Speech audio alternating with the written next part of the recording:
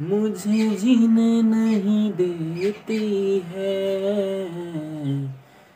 ये जिंदगी, मुझे सोने नहीं देती है ये जिंदगी।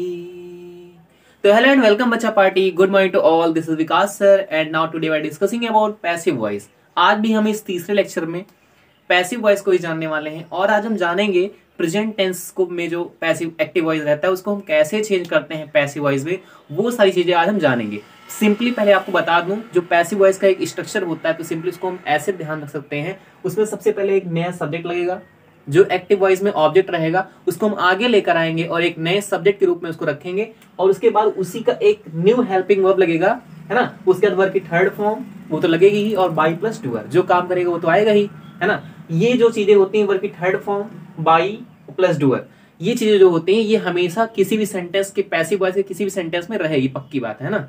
वर्ब की थर्ड फॉर्म पक्का बात रहेगी, है ना, और बाई रहेगी और क्या रहेगा, डूअर रहेगा। तो इसी को बोलते हैं पैसिव वॉइस, है ना। जो ये तीन चीजें लिखी हैं वर्ब की थर्ड फॉर्म बाई और डूअर, यही हमारा है पैसिव वॉइस। और पैसिव वॉइस पूरा नहीं है, पैसिव वॉइस पूरे को नहीं बोलते हम, खाली इतने को पैसिव वॉइस बोलते हैं। और जब सेंटेंस में मतलब पैसिव वॉइस जुड़ जाता है तो उससे पूरे सेंटेंस को हम पैसिव वॉइस सेंटेंस बोलने लगते हैं, ठीक है।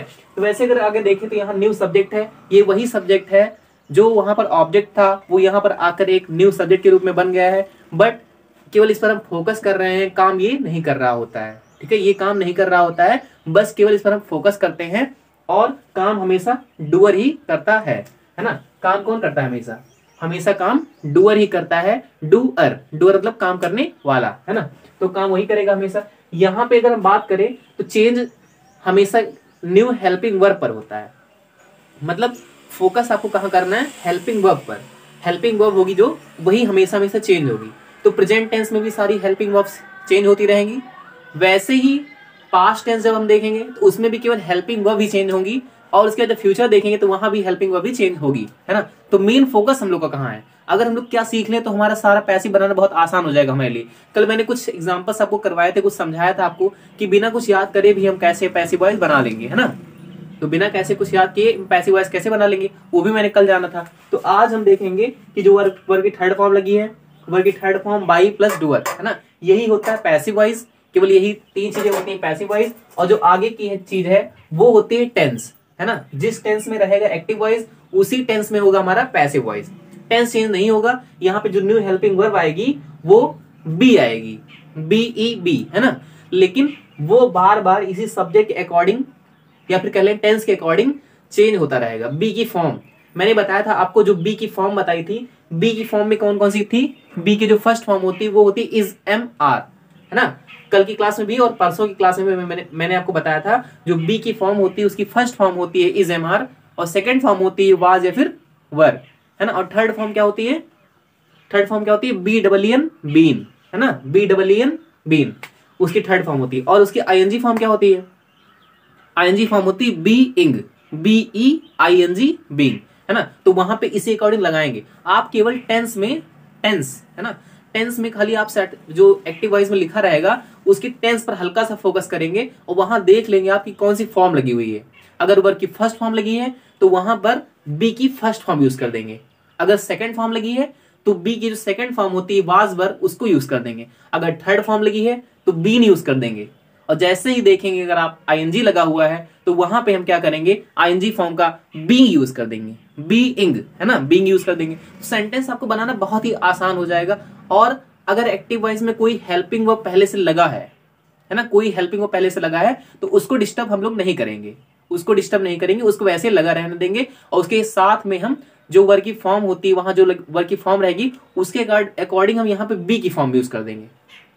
बात समझ में आ रही है ना। देखो जैसे मैं समझाता हूं आपको, यहाँ पे जो न्यू सब्जेक्ट है उस पर तो आपको फोकस करना नहीं है। वो तो जो वहां पे ऑब्जेक्ट है उसको आगे लेकर आकर बना दिया आपने न्यू सब्जेक्ट, है ना, उसे क्या बना दिया आपने, न्यू सब्जेक्ट। ओके, देन आप करेंगे क्या, आप फोकस करेंगे न्यू हेल्पिंग वर्ब पर। जो न्यू हेल्पिंग वर्ब होगी वो होगी बीई बी, है ना। तो बी की फॉर्म मैंने बताई थी आपको। बी की फर्स्ट फॉर्म एक बार फिर से बता देता हूं। जो बी की फर्स्ट फॉर्म होती है वो क्या होती है, is am are. Second form क्या होती है, वाज वर। थर्ड फॉर्म क्या होती है, बीन। आईएनजी फॉर्म क्या होती है, बीइंग, है ना। तो इस पर आप फोकस करना, है ना, इस पर फोकस करना।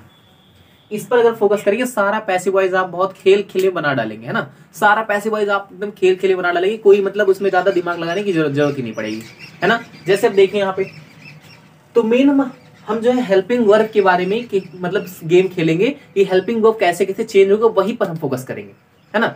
तो सबसे पहले आपको बता दूं कि जो प्रेजेंट इंडिफिनिट टेंस होती है ना, प्रेजेंट इंडिफिनिट टेंस। तो प्रेजेंट इंडिफिनिट टेंस में आप देखें तो वर्ब की कौन सी फॉर्म लगती है, वर्ब की फर्स्ट फॉर्म, है ना। अफर्मेटिव का केस देख लेते हैं, वर्ब की फर्स्ट फॉर्म लगती है, यस या यस भी लगता है, बट उसको वर्ब की फर्स्ट फॉर्म ही मानकर चल रहे हैं अभी, हाँ, वर्ब की फर्स्ट फॉर्म लगती है।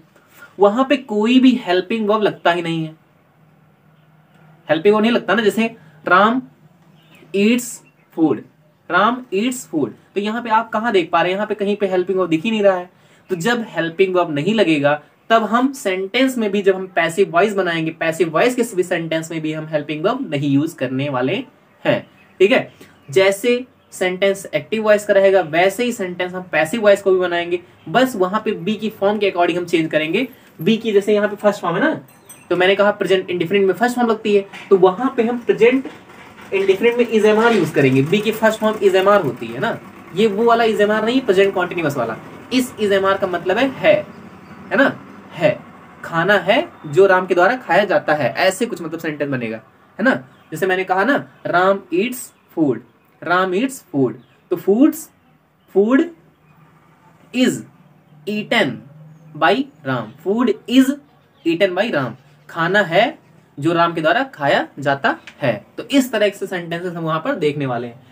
तो इस तरह से मैंने समझाया आपको, प्रेजेंट इंडिफिनिट जो होगा वहां पे हम इज एम आर यूज कर देंगे। आपको याद करने का मतलब बहुत दिमाग नहीं लगाना है, आपको केवल ये याद कर लेना है बस, है ना। अगर ये याद कर लेते हैं आप अच्छे से, ये तो ये वर्ब की फर्स्ट फॉर्म है, वर्ब की सेकंड फॉर्म ये है, वर्ब की थर्ड फॉर्म ये है, वर्ब की आईएनजी फॉर्म ये है ना। आपको केवल टेंस में हल्का सा ध्यान देना है कि ये कौन सी फॉर्म में रखा गया है, मतलब कौन सी इसमें मेन वर्ब यूज की गई है। तो जैसे मैंने कहा प्रेजेंट इंडिफिनिट, तो प्रेजेंट इंडिफिनिट में वर्ब की फर्स्ट फॉर्म यूज करते हैं। तो प्रेजेंट इंडिफिनिट में शॉर्टली लिख दे रहा हूं यहाँ पे ताकि आपको थोड़ा क्लियर रहे ना। प्रेजेंट इंडिफिनिट में क्या यूज करते हैं, वर्ब की आईएनजी फॉर्म, सॉरी वर्ब की फर्स्ट फॉर्म। तो वर्ब की फर्स्ट फॉर्म तो यहां से उठाएंगे हम, बी की फर्स्ट फॉर्म क्या होती है, इज एम आर, तो यहाँ इज एम आर लगा दिया। प्रेजेंट कॉन्टिन्यूअस, अगर प्रेजेंट कॉन्टिन्यूअस पर फोकस करें हम, तो प्रेजेंट कॉन्टिन्यूअस जो होता है वहां पे इज एम आर साथ साथ लगाने के साथ में हम वर्ब की आईएनजी फॉर्म यूज करते हैं। तो जो लगता है वो लगा दो वैसे ही। अब ये इज एम आर, ये वाला इज एम आर ना समझिएगा, ठीक है। ये वाला इज एम आर जो है वो लगा हुआ है पहले से ही प्रेजेंट कॉन्टिन्यूअस टेंस में, उसी का ये हेल्पिंग वर्ब है ना। यहाँ पे तो कोई हेल्पिंग वर्ब था ही नहीं, है ना, यहाँ पे कोई हेल्पिंग वर्ब नहीं है। यहाँ पर बी की फॉर्म ये लगी हुई है, बी के जगह पर इसको लगाया हमने, है ना, बी की जगह पर इसको लगाया है। और यहाँ पे कोई हेल्पिंग वर्ब अगर होती तो यहाँ पर होती, लेकिन कुछ था ही नहीं तो यहाँ पे हमने नहीं लगाया। ओके, वैसे यहाँ पर अगर देखें तो प्रेजेंट कॉन्टिन्यूअस टेंस में आप जानते हैं रूल, आप थोड़ा फोकस कर लिए, रूल देखें ना आप, कोई दिक्कत ही नहीं है। जैसे रूल में देख लो, इज एम आर लगता ही है, और प्लस क्या लगता है, वर्ब की आईएनजी फॉर्म, बस कुछ करना ही नहीं है। यहाँ पे इज एम आर लगा दो और आईएनजी फॉर्म की जगह पर इसमें कौन सी आईएनजी फॉर्म है, बीइंग, तो बीइंग यूज कर दो। इससे आसान क्या होगा, याद नहीं करना है आपको, केवल समझना है, थोड़ा कॉन्सेप्ट को आपको सीखने की कोशिश करनी है, ठीक है। कॉन्सेप्ट को सीखिए, आप सारा कुछ बना डालेंगे, कोई भी दिक्कत आने वाली ही नहीं है, ठीक है। यहाँ पर देखिए प्रेजेंट परफेक्ट, तो मैंने कहा प्रेजेंट परफेक्ट में सर जो है शायद जो है प्रेजेंट परफेक्ट टेंस में हैज हैव लगता है और वर्ब की थर्ड फॉर्म लगती है।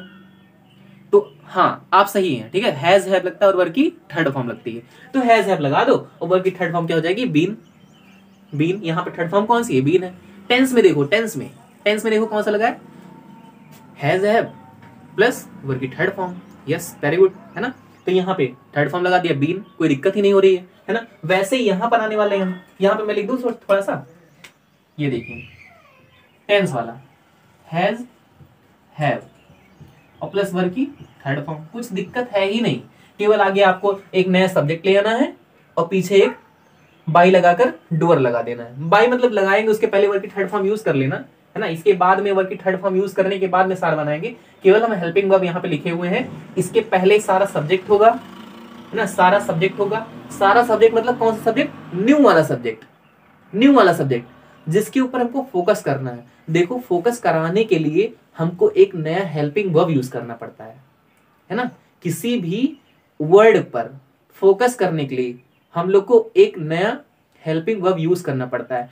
पहले क्या होता था टेंस में, यानी कह लें एक्टिव वॉइस में, वहां पे जो सेंटेंस होता था वहां सब्जेक्ट पर फोकस करने के लिए एक हेल्पिंग वर्ब लगाते थे, बट यहां पर एक जो ऑब्जेक्ट था वहां पर वो एक आगे नया सब्जेक्ट बन गया, उस पर फोकस करने के लिए हम एक नया हेल्पिंग वर्ब लगाते हैं। वही नया हेल्पिंग वर्ब हमको सीख लेना है, वही सीखने के बाद हम सारा पैसिव वॉइस बना डालेंगे, है ना। मतलब टेंस से भी आसान है पैसिव वॉइस, है ना। टेंस से भी आसान है पैसिव वॉइस, बहुत आसान है पैसिव वॉइस। देखिए आप यहाँ पे present perfect continuous, present perfect continuous sir, present perfect continuous tense में सर क्या होता है कि हैज हैव लगता है और शायद उसके साथ क्या लगता है, हैज हैव प्लस बीन लगता है सर, है ना। हैज हैव और बीन, और वर्ब की कौन सी फॉर्म होती है, आईएनजी फॉर्म, है ना। कॉन्टिन्यूअस तो कहीं भी आएगा, वर्ब की आईएनजी फॉर्म। तो सर आप एकदम सही है, वेरी गुड, है ना। तो हैज हैव लगा देंगे, बीन लगा देंगे, वर्ब की आईएनजी फॉर्म लगा देंगे। चेंज कैसे करेंगे पैसिव में, देखिए चेंज यहाँ पे हैज हैव लगा दिया, बीन लगा दिया, वो जो लगा था वो लगा ही दिया, और उसके साथ में वर्ब की आईएनजी फॉर्म, तो वर्ब की आईएनजी फॉर्म बीइंग, है ना। तो इस तरह से हमने देखा कि सारा हमने जो है हेल्पिंग वर्ब सारा चेंज कर डाला। बट थोड़ा सा आप एक बार फोकस करिएगा, बहुत सारे टीचर्स क्या करते हैं, ये जो होता है ना प्रेजेंट परफेक्ट कॉन्टिन्यूअस टेंस को, इसको कटवा देते हैं, है ना, कटवा देते, कहते हैं ये बनता ही नहीं है ना।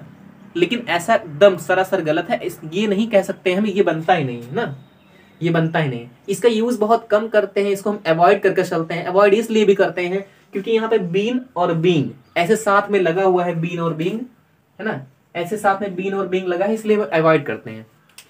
और ये मतलब ऐसा नहीं मतलब कहीं यूज नहीं करते, इसको हम कहीं कहीं यूज भी कर लेते हैं, स्पोकन में भी यूज कर सकते हैं इसको, है ना। स्पोकन में कहीं पर ये गलत नहीं होगा, बट इसको केवल अवॉइड करते हैं, वी अवॉइड इट, इसको अवॉइड करते हैं। ऐसा नहीं बोल सकते हैं ये गलत है, we avoid it, but it is correct, है ना।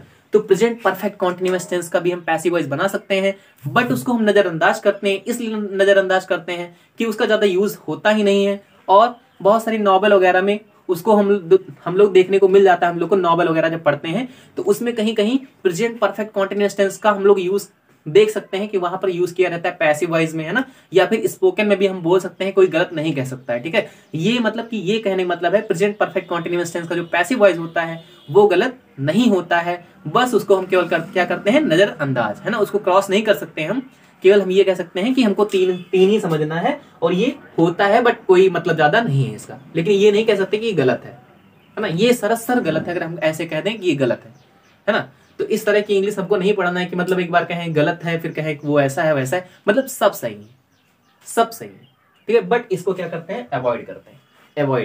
अवॉइड अगर कोई पूछे क्यों करते हैं तो यहाँ पे कह सकते हैं कि बीन और बीइंग साथ साथ आ जा रहे हैं, इसलिए थोड़ा अवॉइड कर रहे हैं, थोड़ा सा मतलब अनकंफर्टेबल सा लग रहा है, इसलिए हम अवॉइड कर रहे हैं, ठीक है, ऐसे बोल सकते हैं। तो आपको बहुत अच्छे से समझ में आया होगा प्रेजेंट टेंस को हम पैसिव वॉइस में कैसे चेंज करेंगे। प्रेजेंट टेंस को जो मतलब एक्टिव वॉइस प्रेजेंट टेंस में अगर रहेगा तो उसको हम कैसे चेंज करेंगे पैसिव वॉइस में, है ना। तो वो हम लोगों ने जाना बहुत अच्छे से। यहाँ पर टेंस है तो मतलब इतने को हम जो टेंस में रहेगा उसी टेंस में लिखेंगे, और ये वाला पैसिव वॉइस है, जिस टेंस में रहेगा वो इधर रहेगा और ये पैसिव वॉइस रहेगा। जैसे मान लो प्रेजेंट इंडेफिनिट है पहला, तो यहाँ पे बोलेंगे प्रेजेंट इंडेफिनिट पैसिव वॉइस। जब पैसिव वॉइस बनाएंगे तो उसको पूरा बोलेंगे सेंटेंस को, क्या, प्रेजेंट इंडेफिनिट पैसिव वॉइस, है ना। जब प्रेजेंट इंडेफिनिट वाला बनाएंगे तो उसको बोलेंगे प्रेजेंट इंडेफिनिट पैसिव वॉइस, इसको बोलेंगे present continuous passive voice, present continuous passive voice, present perfect passive voice, present perfect continuous passive voice, है ना। इस तरह से हम बोलेंगे, मतलब पूरा सेंटेंस का एक नाम है जिसमें टेंस और पैसिव वॉइस साथ साथ जुड़ा हुआ है। पैसिव वॉइस खाली केवल पीछे वाला पार्ट है जो वर्ब की third form plus by plus doer है ना। तो आपको आई होप बहुत अच्छे से सारा कॉन्सेप्ट समझ में आया होगा। मैंने प्रेजेंट टेंस का सारा कॉन्सेप्ट आपको बहुत ही अच्छे से समझा दिया है। अब इस पर एग्जांपल्स वगैरह भी आप बहुत अच्छे से कर सकते हैं। मैंने तो कल कुछ एग्जांपल्स करवाए थे, वो कोई टेंस का नहीं था एग्जांपल, है ना। उसमें मैं केवल आपको ये सिखाना चाहता था कि आप बिना कुछ याद किए, है ना, बिना कुछ याद किए कैसे बना सकते हैं पैसिव वॉइस। तो जो लोगों ने क्लास कल वाली नहीं देखी उसको जाकर क्लास कल वाली देखेंगे, और आई होप ये वाली क्लास आपको बहुत अच्छे से समझ में आई होगी। और हम अब मिलेंगे नेक्स्ट क्लास में, तब तक के लिए थैंक यू।